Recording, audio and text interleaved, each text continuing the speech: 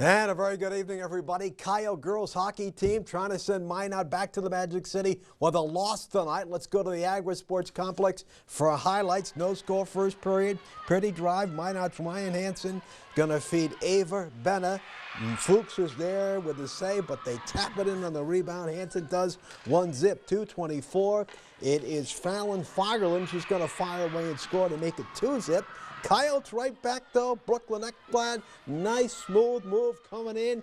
Can't quite get it to go. Jillian Ackerman going to turn her aside. Then Annika Wiedrich is going to come up with a big play here. She'll come, can't quite get it to go. So it's still 2-zip. Then Isabel Javecki with a wrister. Fuchs somehow keeps it up. Now there's a huge save there. Williston goes on to win 3-2, folks. Get this. They scored 2 goals in 12 seconds to pull out the win. What a huge win. Nice crowd on hand, and they see their Coyotes beat Minot 3-2. So, yes, Minot goes back to the old Magic City with a loss, and we love that. So, good going, girls. Boys hockey, great night for the Coyote hockey programs. They beat Hazen Beulah in Coal Country final 4-zip.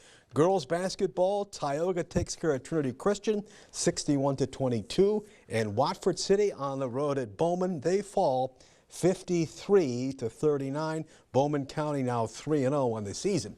The National Finals Rodeo begins on Thursday in Las Vegas. And before North Dakota native Bridger Anderson headed out to the big show, he visited with our Lee Timmerman.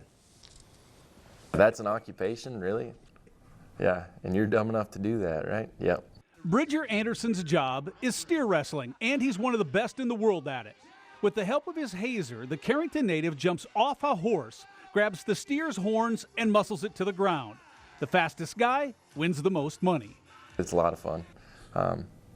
Yeah, go fast. It's kind of like a roller coaster every time, or controlled train wreck a lot of times, but yeah, it's a blast.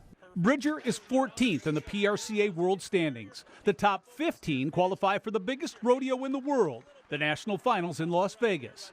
It's his second NFR. The first was the COVID year in 2020, which was held in Arlington, Texas. Thomas and Mack is kind of the place that every kid dreams of competing in, and excited to go to Vegas and get to compete in the yellow building.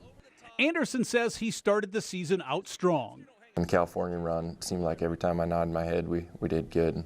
Even the whole crew, like we took most of the money out of Red Bluff, and I ended up winning Red Bluff and won Auburn, second at Lakeside, and I think won some money at Clovis, and it was awesome. We had a good week.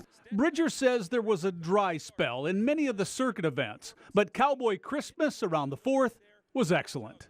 I ended up winning like $12,000 over that week, and so that was a good week. Despite those good weeks, Anderson was not sure he would qualify for the finals. Then he made a $1,000 check in Edmonton to jump in front of Don Payne.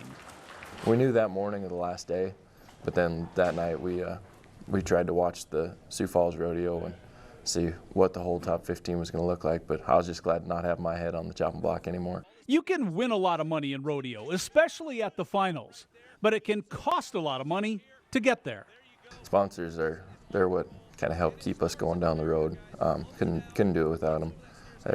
Go get them, buddy. Go get them. Let's take a timeout.